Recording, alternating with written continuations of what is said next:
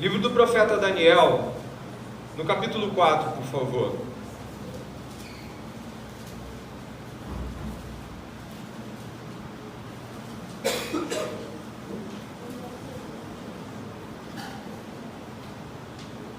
Precisamente no verso 28, 29.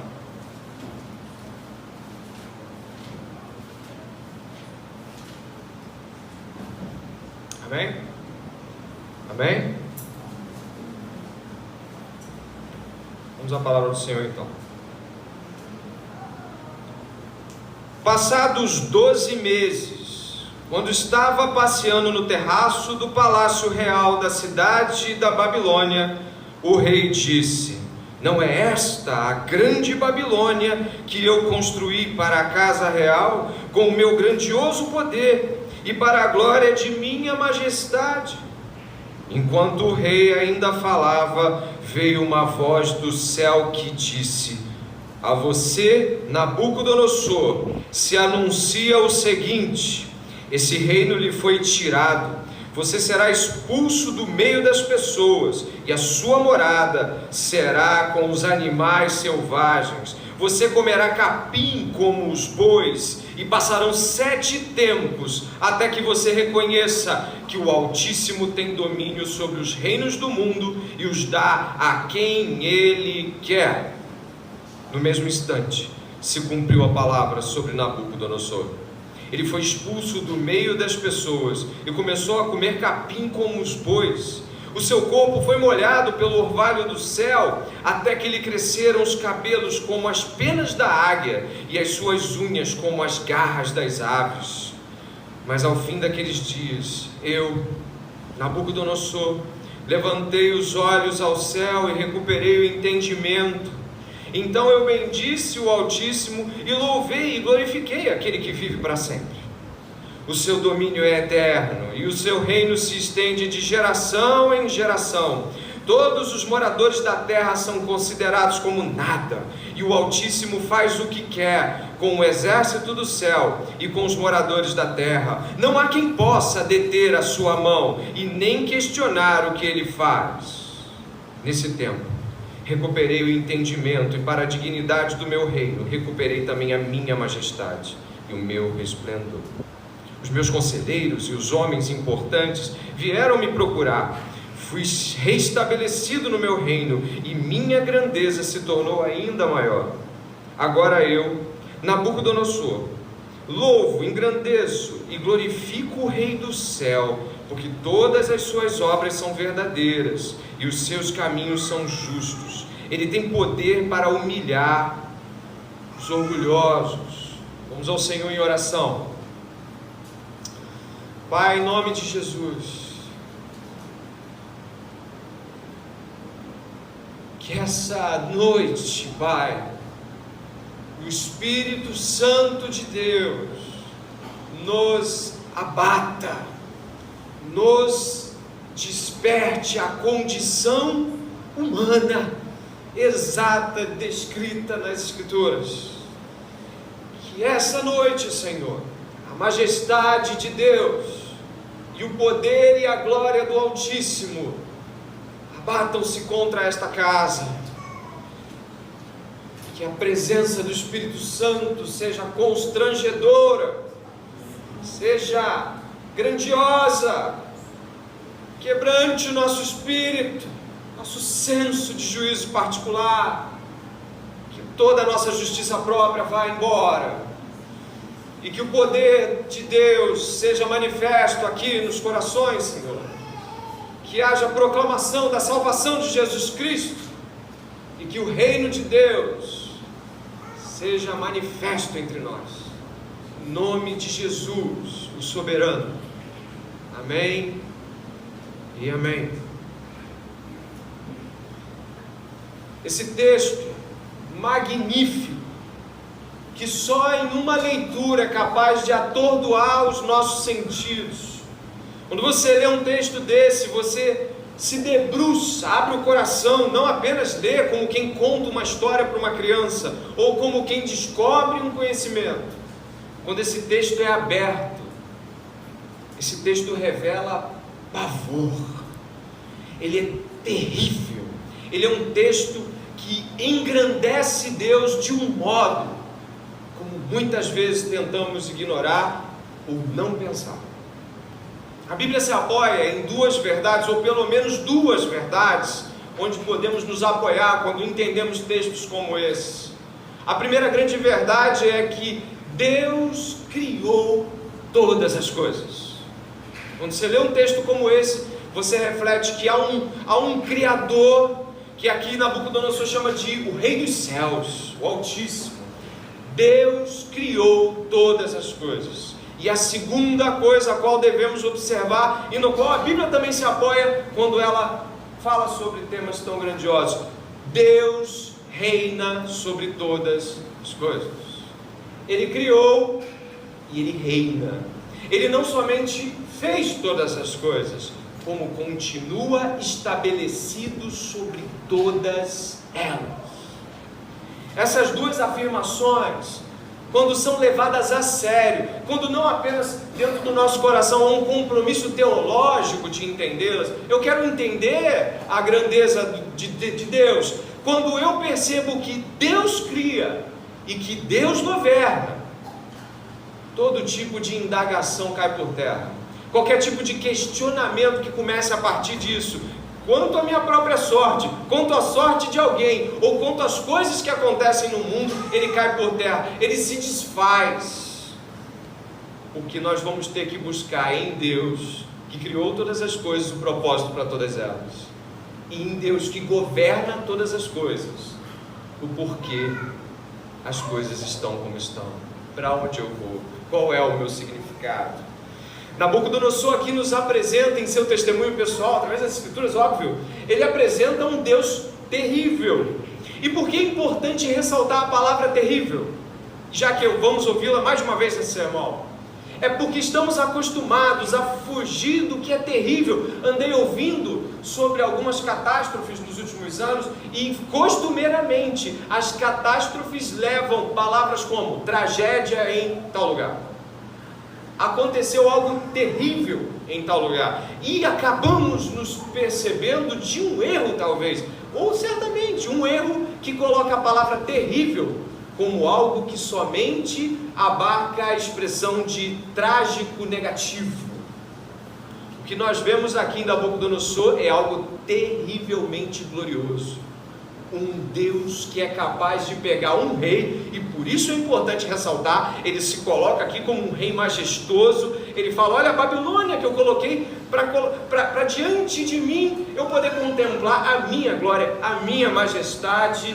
Então ele cai prostrado como um animal. Nós não queremos um Deus que, quando sua glória é ferida, tocada ou subestimada, um Deus que prostra como um animal, um homem o faz pastar. Nós costumeiramente nos afastamos de uma ideia de um Deus que consegue, pode fazer algo assim.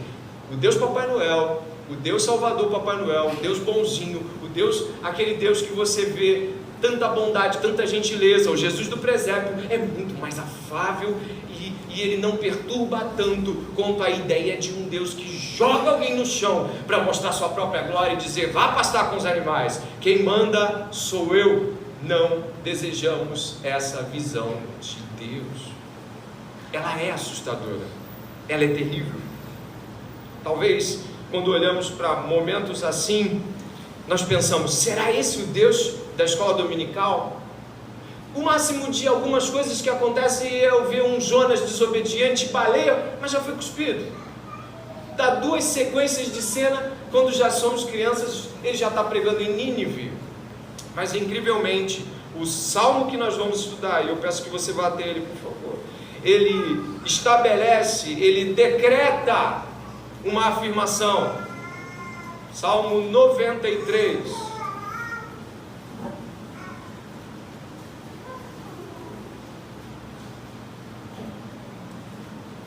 É uma afirmação com a qual nós devemos nos acostumar e não temos como fugir. O Salmo 93 começa com a seguinte afirmação: reina o Senhor. Você leu isso? Reina o Senhor. Ele não propõe condições, ele não estabelece preconceitos para que ele reina. Basicamente o Salmo começa já com um decreto, uma posição firme, irrevogável. Deus reina, ponto final. Reina o Senhor. E quando você vai adentrando o Salmo, eu peço que você olhe ali comigo, vai dizer assim: reina o Senhor. Ele se revestiu de majestade, o Senhor se revestiu de poder e se cingiu, firmou o mundo que não vacila. O teu trono está firme desde a antiguidade, tu és desde a eternidade. O Salmo começa afirmando: Deus reina. Reina desde quando? Desde sempre, desde tudo que há diante de nós, desde a eternidade. E ele vai estabelecer aqui um conceito de comparação que é muito interessante, e observe isso já lá no Gênesis. Deus cria todas as coisas, e ele, no princípio Deus criou os céus e a terra era sem forma e vazia, e o Espírito de Deus se movia sobre a face das águas, e Deus disse: haja luz, e houve luz. Deus em seguida começa a movimentar e ordenar aquilo que estava criando, e ele propõe o firmamento, ele propõe o céu separado das águas do céu, as águas da terra, ele propõe estrelas, ele propõe uma série de visualizações que até hoje a gente tem. As estrelas estão onde estão, o céu está onde está, o firmamento está onde está, o mar está separado do modo como Deus colocou, as estrelas continuam se movimentando e orbitando, nós temos a lua no mesmo lugar, a lua controla as marés, tudo está como está, mas incrivelmente Deus se volta para baixo da terra e ele começa a criar também. Ele cria plantas, ele cria animais, cria o homem. E ele fala para que o homem tenha domínio sobre aspectos dessa criação, e ele coloca esse domínio sobre as plantas, sobre os animais, a gente cultiva isso. Mas quando nós observamos o contraste entre aquilo que Deus continua regendo inteiramente e aquilo que Deus concede como domínio, a comparação é muito clara. Quando você vê animais sendo extintos, plantas acabando, quando você vê a sociedade que Deus propõe como algo a ser construído entre os homens, crescer e multiplicar, a gente vê a bagunça e a gente olha para o firmamento. Repare o firmamento, estável, permanente, tudo funcionando conforme foi criado. Repare para baixo, olha aquilo que ele pôs em nossas mãos para que pudéssemos dominar. Uma bagunça, uma completa destruição, um caos. O homem pega aquilo que Deus mandou ele fazer e faz uma bagunça.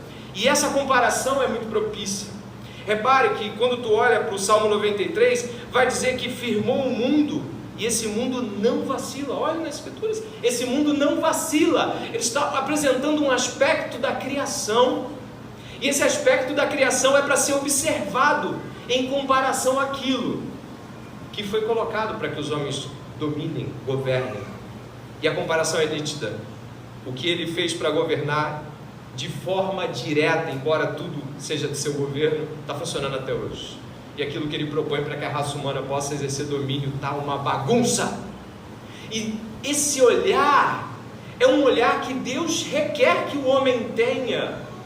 Eu evoco aqui que o seu coração possa se abrir a um Deus terrível, porque é um Deus terrível que Jó encontra, quando ele começa a achar que sua justiça própria, lá pelo capítulo 37 e 38, ela começa a ser evocada. Deus já puxa Jó e não roda moinho, já propõe o seguinte: onde é que você estava?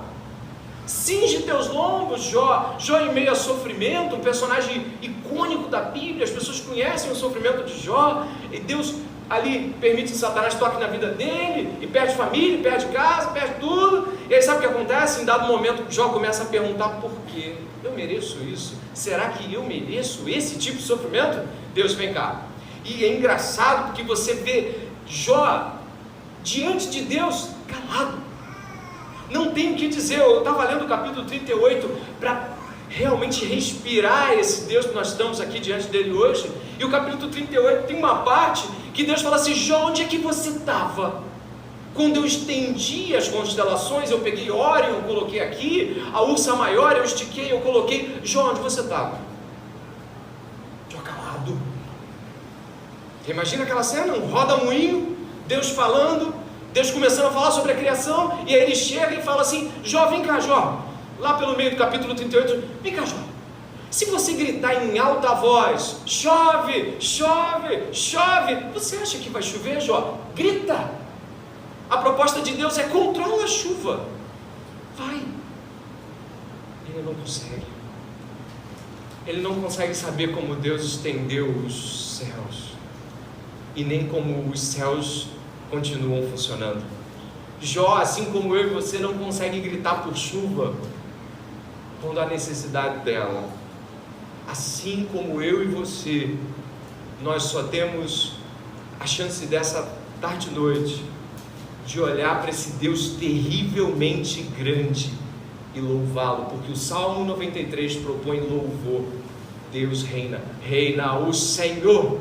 E quando eu me deparo com a grandeza de Deus, quando eu me deparo com tudo que Deus é, e quando Ele questiona o homem, e a gente vê que tudo é muito pequeno, dá um pouco do nosso, fala assim, nós não somos nada, você leu comigo, não somos nada. Ele é um rei e Ele propõe que não há nada que homens possam fazer se Deus quer fazer algo. Se Deus quer fazer, Ele vai fazer. E se Ele não quiser fazer, Ele não vai fazer. Se Ele quiser ter misericórdia, Ele vai ter misericórdia. Se Ele não quiser, Ele não vai ter misericórdia. Isso me assusta, e deveria assustar você. Deveria deixá-lo numa condição de, uau, é sobre quem então? É sobre o que então? Quem é esse? Como diz Pedro diante daquele que acalma a tempestade. Quem é esse? Que até o vento e o mar lhe obedecem. É o Deus que está aqui hoje. É o Deus que está falando conosco. É o Deus que acalma sim as tempestades da nossa vida, mas é um Deus que pode deixar que nós vivenciamos essa tempestade até o fim. E o barco vire. E a gente dá o frade junto com o barco, porque é Deus soberano. E devemos essa tarde e noite louvar a soberania de Deus, engrandecê-la e nos agarrar a ela. Salmo 19, lindíssimo Salmo 19, vai nos evocar ainda mais essa grandeza, e vai dizer assim, os céus proclamam a glória de Deus, e o firmamento, as obras de suas mãos. Olha para o céu, continua firme. Deus é estável e inabalável, e Ele propõe um testemunho no céu.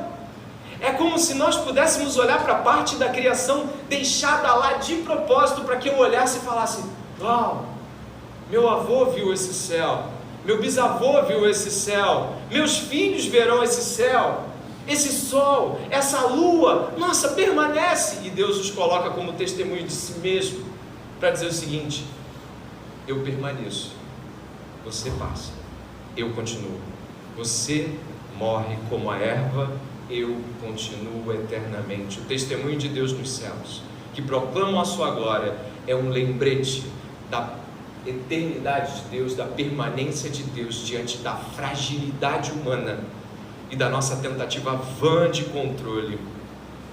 Verso 3 e 4, eles vão levantar algo que num primeiro momento pode parecer apenas mais uma tempestade, ou um mar que se acalma, ou um rio que se coloca no lugar, mas não é. Todo esse salmo é construído em cima de uma apologética, de uma defesa contra a perspectiva daquele povo de achar que deuses tais como Baal poderiam suplementar, passar por cima do Deus Yahvé. Baal, em sua mitologia cananeia, Baal é aquele que venceu o Deus dos mares, que subverteu as potestades e agora reinava.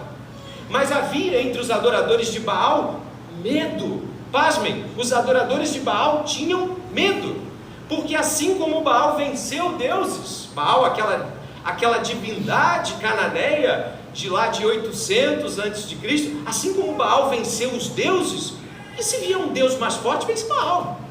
Os próprios adoradores de Baal tinham medo dessa instabilidade. O ser humano tem medo, e esse medo, essa instabilidade, essa inconstância encontra refúgio apenas no nosso Deus, apenas no Deus que de fato existe, apenas no Deus que é o Deus da Bíblia. E aí quando você lê o verso 3 e 4 que diz assim, levantam os rios, ó Senhor, levantam os rios o seu bramido, levantam os rios o seu fragor, mas o Senhor nas alturas é mais poderoso que o bramido das grandes águas, do que as poderosas ondas do mar. Aqui mesmo que defendendo a fé para o seu tempo, o Salmo diz: Deus, o Altíssimo, é maior do que todas as divindades ou medos que aquelas pessoas tinham.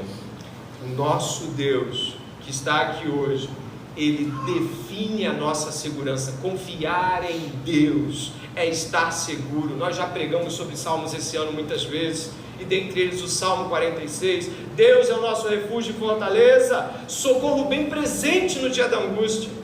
Pregue para si mesmo, fale sobre quem Deus é para o seu coração. O nosso coração grita. Por vezes, irmãos, eu mesmo me pego pregando ao meu coração, quando de vez em quando me pego apavorado com coisas que eu penso: mas o Deus que eu prego, o Deus que eu leio, o Deus que eu canto, muito maior que isso. Pregue a si mesmo, fale das grandezas de Deus, fale em voz alta, ouça a palavra de Deus e a ouça com o coração. Que essa tarde também seja uma tarde de devoção, de gente ansiosa acalmando o coração no Altíssimo, de gente desesperada com o ano que vai vir. Talvez estejamos muitas vezes desesperados com as coisas que vão vir, que às vezes nem vem, mas o desespero é um testemunho claro de que a confiança não está em Deus, e ela precisa estar, e ela deve estar. Dentro desse salmo, você pode observar que o verso 3 e 4 se encontram entre uma argumentação e outra. O verso 1 e 2 vai falar sobre Deus, sua eternidade, sua firmeza, sua capacidade, sua autocapacidade de manter-se imutável. E o verso 5, que vai dizer assim: os teus testemunhos são fidelíssimos, a tua casa convém a santidade, Senhor, para todo sempre. Nesse momento aqui, nós precisamos talvez pegar um gancho com alguns momentos históricos das Escrituras, que fazem com que a gente perceba a necessidade do salmista em evocar tal canto. Esse salmo foi escrito mais ou menos aí 500, 600 a.C. E nesse período aí, o povo de Israel já estava com uma experiência de pelo menos alguns 300, 200 anos ou mais aí, de rei, tendo rei. E aqueles que conhecem a Bíblia, e se não conhecerem, eu lhes adianto, que no texto de 1 Samuel ouve o povo dizer: queremos um rei. Samuel, você está ficando velho, você não tem filho para botar no seu lugar, a gente quer um rei igual a todo mundo. Não basta agora alguém julgando a palavra. Samuel, a gente quer um rei como os outros têm. Samuel se indigna com aquela condição, profeta e juiz de Israel, mas quando vai consultar o Senhor, Deus fala algo tremendo. Ele fala assim: olha, faça o que o povo disse, porque não é você que eles estão rejeitando, é a mim. Eles estão rejeitando a mim como rei deles. Olha que tremenda afirmação de Deus. Aquele povo, naquela condição, rejeita a Deus como rei. Eu penso contigo aqui: será que você rejeitaria que Deus curasse a sua tia, seu primo? Será que nessa noite, se eu voltasse com a palavra aqui e dissesse o seguinte: vem aqui todos que estão doentes de alguma enfermidade, Deus quer curá-los, você acha que alguém ia questionar isso? Você ia vir aqui tremendamente alegre.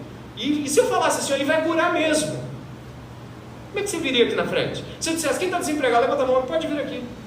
Amanhã você vai ver a ligação lá, você vai ver a mensagem no seu WhatsApp, é você. Como você se sente diante de um Deus boníssimo, que expressa a sua bondade, dando essas dádivas? Você consegue ter repulsa desse Deus? Você consegue? Eu não. Eu quero Ele para mim, não é? Quem é que tem repulsa do Salvador? Ninguém. Jesus é tão bonitinho na manjedoura, a gente gosta de tudo aquilo que Ele representa nessa época, não é isso? Você vai ficar chateado de eu chegar assim: ó, Deus vai aqui agora, vai dar tudo, cheque em branco, culto do cheque em branco, pode vir, passa aqui, você escreve, que vai ser entregue. Você não iria reclamar. Não temos problemas com Deus Salvador, temos problemas com Deus Senhor. Nós não temos problema de receber Jesus como Salvador, ou pelo menos como abençoador. Nós temos problemas de receber o dono de tudo. Nós temos problemas em receber aquele que vai mandar em cada detalhe da nossa vida. Nós temos problemas com aquele a quem devemos prestar conta de cada decisão, e antes de tomá-la, consultá-lo. Nós não temos problemas com bênçãos, nós temos problemas com autoridade. Nós não temos problemas com as mãos de Deus, mas temos problemas com o senhorio de Deus. E ainda assim pode alguém levantar e dizer assim: eu conheço gente que não quer nem a salvação dele. Não duvido, a gente é completamente corrompido. Por que não encontrar gente que vai dizer: eu não quero nada de Deus? Mas a maioria das pessoas que eu encontro, eu já vi uma mulher na frente do shopping orando de manto, lá de vestidão, e o pessoal passa por ela e ela ora as pessoas ali em Nilópolis. Eu falo assim: meu Deus do céu. E depois ela tem uma sacolinha, o pessoal joga um negocinho lá, uma oferta. Eu falo: meu Deus, acredito nisso. Acredito, claro que acredito, porque é a bênção. Eu vou orar, algo vai acontecer. Só que a nossa questão não queremos o rei. O problema de Herodes não é nascer um menino, não. Mas quando falaram para Herodes assim: vai nascer o rei, aí a coisa complicou. O problema era o rei. O nosso problema é com Deus ser o rei e dono de todas as coisas. No jardim do Éden desafiamos a autoridade dele. Quando fizemos isso, nós quebramos a aliança com o Senhor. E essa aliança compõe-se sim de sermos salvos por ele hoje, mas dele ser o nosso Senhor. Toda a afirmação do Novo Testamento se baseia em crê e confessa Jesus como Senhor, Salvador. Não dá para separar. Aquele que salva é o mesmo que é Senhor, é o mesmo que ordena, é o mesmo que é dono de todas as coisas. Imagine, eu quero que você volte e pense comigo. Quantos anos Moisés passou no deserto? 40 anos, não é isso? E depois daquilo, Moisés morre, entrega a Josué a guia do povo. Josué toma a terra. E aí Josué morre, vem o período de juízo, a terra já está lá. Um filisteu ou outro, mas a terra já está lá. É mais ou menos a tônica da vida, sabe? Deus nos tira das mãos do pecado, né? Simbolizado ali por Faraó, faz-nos passar pelo deserto da vida, e em dado momento, como chegando na terra que mana leite e mel, dizemos: não queremos o rei. Dê-nos os decretos dele, que a gente mesmo interpreta por aqui, e dá-nos um rei humano para fazer isso. É a busca humana por controle, é a busca humana por tomar para si as prerrogativas de autoridade. Deus não aceita tal atitude. Deus não aceita. O Deus que eu creio, e o Deus que certamente muitos daqui creem, é o Deus que ordena, é o Deus que decreta, é o Deus que diz: vai largar e eu largo, vai fazer e eu faço, não vai fazer, eu não faço, é agora e é agora, faça, deixe, cumpra, vá e eu vou. Esse é o Deus da Bíblia. Nós desejamos sempre manter e honrar uma aliança com Deus enquanto filhos, sem cumprir as exigências enquanto servos. Desejamos nos manter como filhos de Deus, mas não como servos de Deus, escravos do Altíssimo. E isso vai deixando a coisa mais difícil, porque o Novo Testamento traz uma situação complicadíssima para qualquer um de nós aqui que busque tomar a vida com suas próprias mãos. Sabe qual é a situação difícil? Deus, o reino, o Deus que reina, envia o herdeiro. E o herdeiro vem a nós, Jesus Cristo, homem, Filho de Deus, em carne humana, Deus conosco, e Ele fala algo que talvez nenhum de nós quer ouvir, e arrependa-se, pois é chegado o reino de Deus. Sabe o que Jesus está dizendo? Ele não está dizendo que não há salvação, Ele não está dizendo que não vai salvar ninguém, Ele está dizendo o seguinte: o reino de Deus está sendo anunciado e será instaurado na terra. Não que Deus não governe a terra, mas quando o herdeiro vem, finca seus pés aqui, estabelece um novo tempo, e esse reino de Deus que Jesus veio instaurar na terra e está sobre nós hoje é o que nos incomoda. O arrependimento só acontece ao assumir a postura de estar sendo rebelde contra o rei.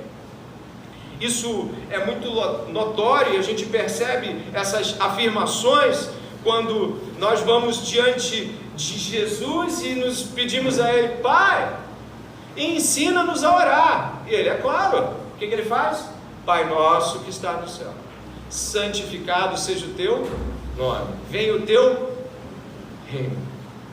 Jesus tem um compromisso de deixar claro que o seu Deus e Pai é um rei. Não pode, olha a ótica e o objetivo desse sermão no meu e no teu coração. Deus é rei e precisa ser visto como tal. Nós precisamos estar diante de Deus hoje, diante de um soberano. Pessoas se dobram e beijam a mão de Rainha Elizabeth, e faziam isso e fazem com toda a dinastia que reinou na Inglaterra nos últimos anos. As pessoas se prostram diante do Papa, homem como nós. Pessoas se jogam na mão e nos braços dos artistas que amam. E nós estamos essa noite diante do Rei do Universo. E muitas das vezes a nossa disposição de espírito é apenas a de ouvir uma palavra no culto da noite, ao invés de temor, tremor. Estamos diante do soberano. A reverência é requerida nessa noite. A reverência é necessária. Eu preciso estar com temor. Eu preciso estar olhando e dizendo: Senhor, examine minha vida. Como está diante de um rei? Essas afirmações acerca de Jesus Cristo, dele instaurar o reino de Deus na terra, dele ser o Filho de Deus que instaura esse reino, elas vão deixando as coisas ainda mais difíceis. Porque eu gostaria, como pregador e como irmão teu, de que tu saísse daqui essa noite percebendo a gravidade que está diante do anúncio do Evangelho. Imagine que muito do que nós vemos às vezes faz nos acostumar, mas esse rei, Jesus, ele viveu 3 anos e meio, alguns dizem pela delimitação do tempo. Ele viveu, pregou o Evangelho do reino. E quando ele começou a dizer como um rei: não vai sobrar pedra sobre pedra e vai cair tudo desse templo, eles se assustaram. Quando ele disse que viria com os seus anjos, quando ele olhou para Pilatos e disse: nenhuma autoridade você tem, ele falou isso para quem? Ele está dizendo isso para um camarada que é colado com César, a maior autoridade da terra naquele tempo. Ele diz: nenhuma autoridade seria dada se do céu não lhe fosse concedida. Jesus começa a falar como um rei. Quando esbofeteiam ele diante do sinédrio, ele diz: sim, eu sou o Messias, eu sou o rei. E vocês verão. E quando ele começa a dizer o que eles verão, quando ele começa a dizer para Pilatos quem é quem manda no quê, quem é que diz o quê, quando ele começa a dizer: Pedro, larga essa espada e deixa que eles façam. Não sabe que eu podia mandar 12 legiões de anjos aqui? Ele começa a mostrar: o rei está aqui, para com isso.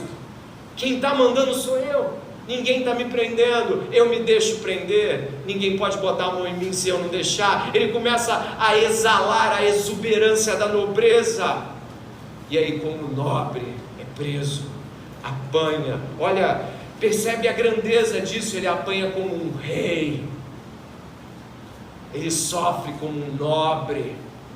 Em toda a antiguidade, os nobres sempre sofriam e colocavam-se em silêncio. Decapita, corta. Grandes reis não diziam: por favor, me salve. Grandes reis morriam calados, com um olhar penetrante. O nosso rei foi até o seu lugar de sacrifício. E aí a coisa vai se tornando ainda mais aguda quando ele é colocado lá, pregado em carne viva, e depois de ter sido surrado, seus seguidores somem e ele é morto. E tudo isso diante de praça pública, diante do olhar de todos. E quem mata é o Pai, o Rei, o Deus.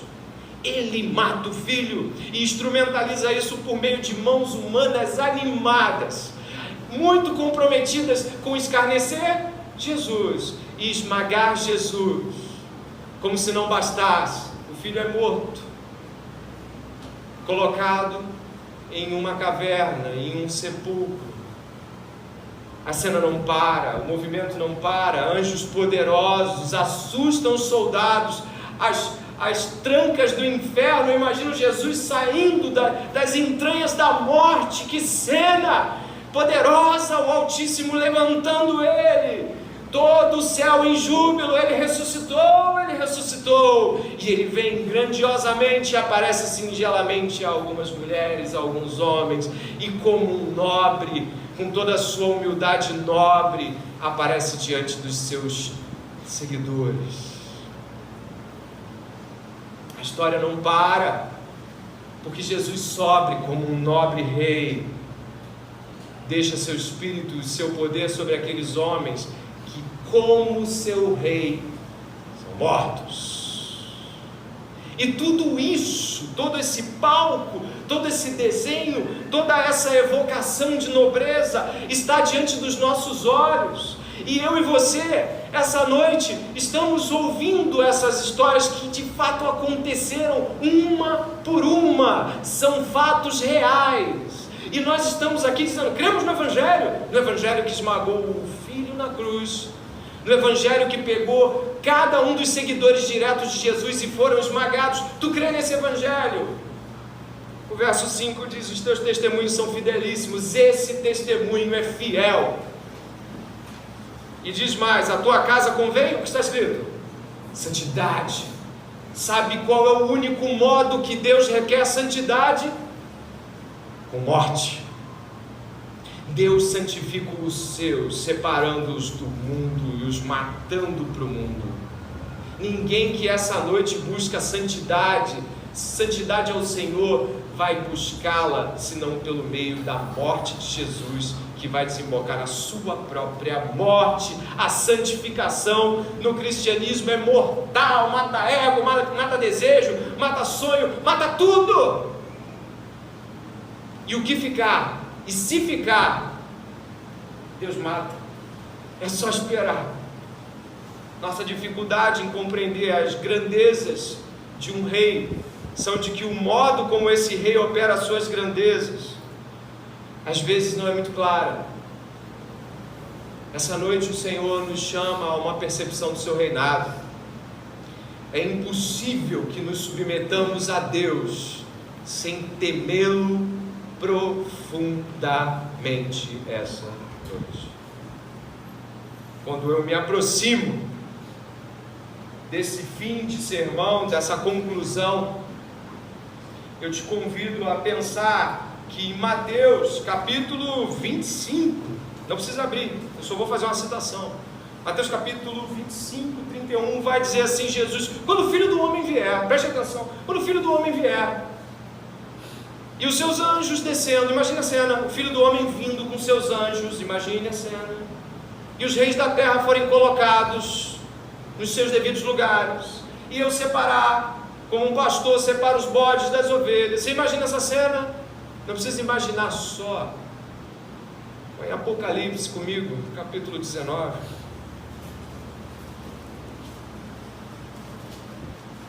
Apocalipse, capítulo 19.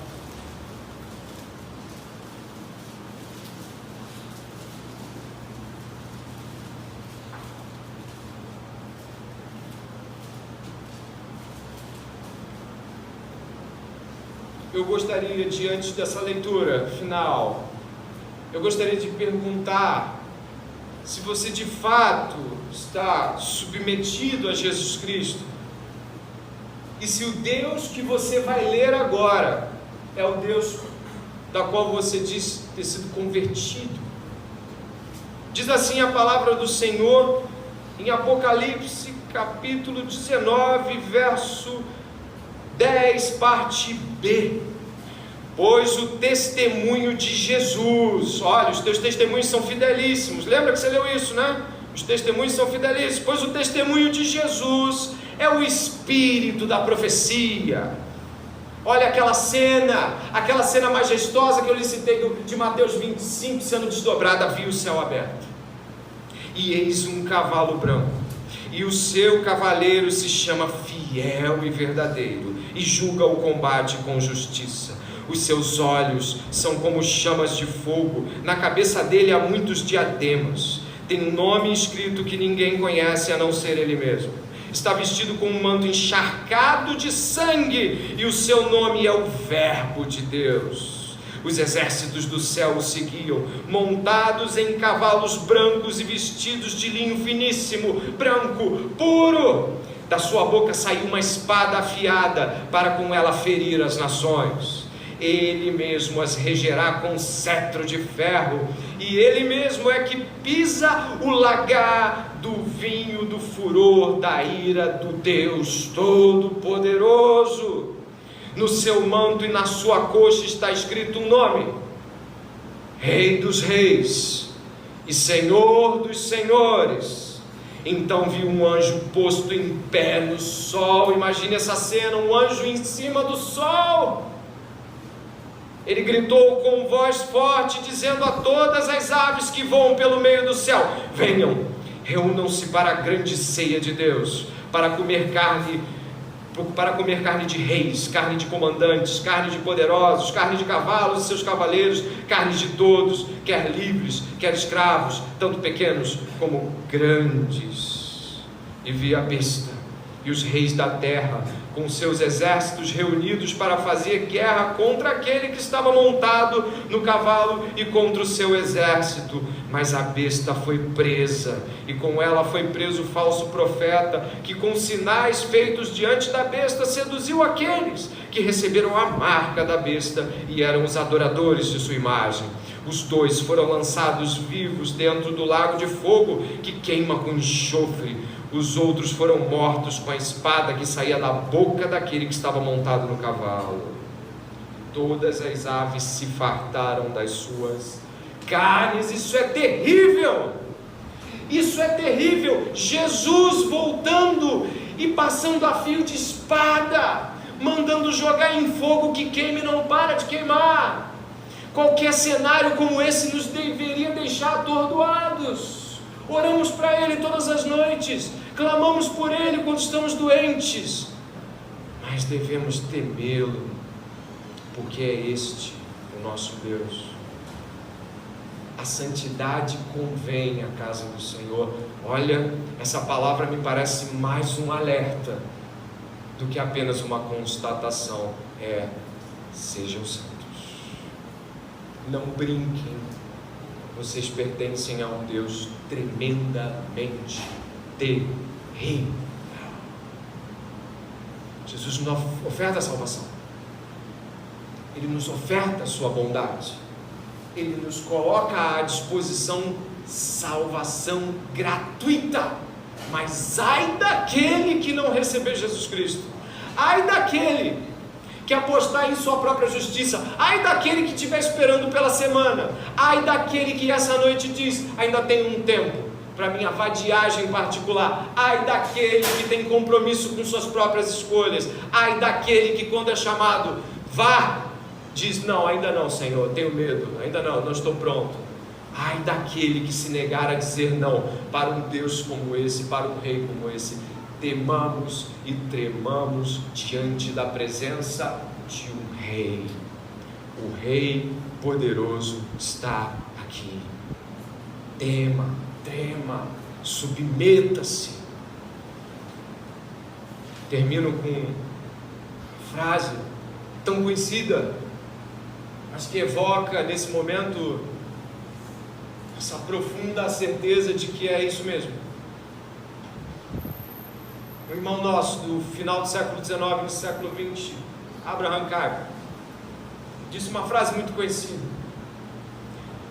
não há um único centímetro quadrado em todos os domínios da nossa existência sobre os quais Cristo, que é soberano sobre tudo, não clame e diga: é meu.